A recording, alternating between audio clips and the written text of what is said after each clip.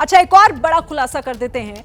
NEET paper leak में नाम आने पर संजीव घिर गया पूरी तरीके से। महाविद्यालय के क्लर्क ने एबीपी न्यूज को यह जानकारी दी कि पेपर लीक में नाम आने पर हम लोग एक्टिव हुए, बुलाने पर भी नहीं आया, तो फिर उसे रिमाइंडर भेजा गया। यूनिवर्सिटी को भी सारी जानकारी इस बारे में दी गई। संजीव जी का नाम इनसे जुड़ रहा है, ये वो, तो जैसे ही हम लोग को पता चला, हम लोग अपना प्रक्रिया तेज कर दिए। उनको घर पर चिट्ठी भेजे, उनके घर पर वो उसके अगेंस्ट में एप्लीकेशन दिए छुट्टी स्वीकृत करने के लिए। और उसके बाद भी जब उनका योगदान करने का तिथि था, उस तिथि पर जब वो नहीं पहुंचे ऑफिस में, तो फिर मैंने उनको चिट्ठी लिखा रिमाइंडर। इसका सूचना हम यूनिवर्सिटी को भी दी है। तो पेपर लीक का पापी बेनकाब हो गया है। उस तक पहुंचने का अभी फिलहाल इंतजार किया जा रहा है, लेकिन इसी बीच कई सवाल यहां पर खड़े होते हैं। कुछ अहम सवालों का यहां पर जिक्र मैं कर दूं। देखिए, नालंदा उद्यान महाविद्यालय ने पहला नोटिस कब भेजा, यह पहला महत्वपूर्ण सवाल यहां पर, जिसका जवाब भी ये रहा। 24 मई 2024 को यह पहला नोटिस उसे भेजा गया नालंदा उद्यान महाविद्यालय की तरफ से, जहां पर वो काम करता था सहायक तकनीक के तौर पर। सवाल यह भी कि नोटिस में क्या है, नोटिस में क्या उसे भेजा गया, क्या उससे पूछा गया, वो बिना सूचना के अनुपस्थित आखिर क्यों, बिना किसी को बताए सूचित किए वो कैसे अनुपस्थित रहा, कब से कब तक अनुपस्थित रहा, कब तक गैर मौजूद रहा। 6 मई 2024 से 14 मई 2024 तक, ये एक लंबा समय जब वो नदारद था। जवाब के लिए वक्त दिया गया उसे, कितना वक्त दिया गया? 3 दिन का। महज 3 दिनों में उसे नोटिस जारी कर जवाब मांगा गया। अब संजीव मुखिया का जवाब आया। संजीव मुखिया का जवाब आता है 18 मई 2024 को, जब वो इस लेटर का जवाब देता है। और उसने उसमें क्या लिखा मैंने आपको बताया भी। उसका जवाब ये, 6 मई 2024 को अचानक उसकी तबीयत बिगड़ गई और उसे अस्पताल में एडमिट होना पड़ा, ये उसकी तरफ से कहा गया। संजीव मुखिया ने छुट्टी मांगी, बाकायदा इसके लिए उसने छुट्टी मांगी। 6 मई 2024 से 5 जून 2024 तक, यानी 31 दिनों की छुट्टी उसकी तरफ से मांगी गई। लेकिन फिर से लेटर जारी हुआ, उससे पूछा गया कि ये जो आप जवाब दे रहे हैं इससे कुछ स्पष्ट नहीं हो रहा है, और फिर बताइए कि क्यों ना आपके खिलाफ कार्रवाई हो।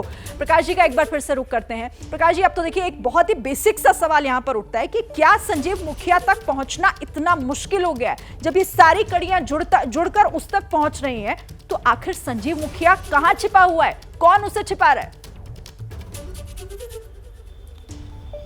शिरीन, थोड़ा वक्त दीजिएगा, मैं सिलसिलेवार ढंग से बता दूं कि कैसे संजीव मुखिया का रसूख और उसका दबदबा, आतंक कह सकते हैं, कि जब हमारे सहयोगी परमानंद और अमृतेश आज उनके गांव गए तो एक शख्स भी कुछ बोलने को तैयार नहीं था। कोई भी व्यक्ति अपना मुंह खोलने को तैयार नहीं था। संजीव मुखिया नाम लेने से भी वो डर रहा था। अब दूसरी तरफ मैं ले जाता हूं आपको। अभी जो कांड एक आया गेस्ट हाउस में रुकवाने का, उस मामले में आपने देखा कि तेजस्वी के पीएस पर आंच उठी। ईओयू ने तुरंत एक नोटिस भेज दिया।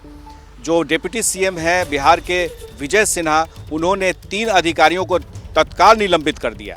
संजीव मुखिया तकनीकी सहायक, उसके खिलाफ में कोई कार्रवाई नहीं। चिट्ठी पर चिट्ठी, आवेदन पर आवेदन, जवाब और सवाल का सिलसिला शुरू हो रहा है और कोई कार्रवाई नहीं हो रही है। ये बानगी है कि किस तरह से संजीव मुखिया को बचाया जा रहा है, या यूं कह ले कि उसे संरक्षण दिया जा रहा है, या फिर उस पर कोई ध्यान ही नहीं दे रहा है, सिर्फ नाम ही आ रहा है। तो आखिर सच क्या है? सच सीबीआई भले पता करे ना करे, लेकिन एबीपी न्यूज़ की पड़ताल में ये सामने आ गया है कि संजीव मुखिया बहुत ही जबरदस्त तरीके का इलाके में उसका दहशत है, दबदबा है, और यही वजह है कि उसके खिलाफ में सीधे सरकार भी कार्रवाई नहीं कर पा रही है, एक तकनीकी सहायक। और इसी बीच में एक और खबर दे दूं कि अब 15 जुलाई को सीबीआई की विशेष अदालत में इसके अग्रिम जमानत पर सुनवाई होगी। यानी एक तरफ इसके खिलाफ में कोई दंडात्मक कार्रवाई, कानूनी प्रक्रिया भी संजीव मुखिया की चल रही है, दूसरी तरफ सरकार में भी उसके खिलाफ कुछ नहीं हो रहा है। तो आप समझ लीजिए अब क्या कहना इससे ज्यादा। शिरीन, जाहिर है बहुत महत्वपूर्ण सवालों को आपने यहां पर उठाया है, और ये तमाम पड़ताल भी आप ही और हमारी जो पूरी टीम एबीपी न्यूज की ग्राउंड पर वो लेकर सामने आई और ये पूरा खुलासा किया। बहुत शुक्रिया आप सभी का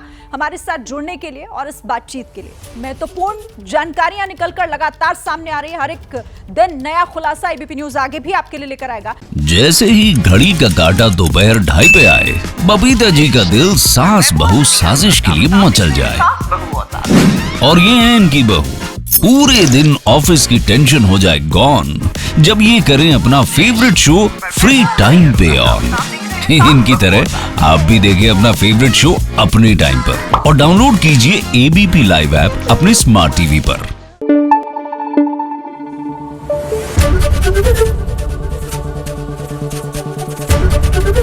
एबीपी न्यूज आपको रखे आगे।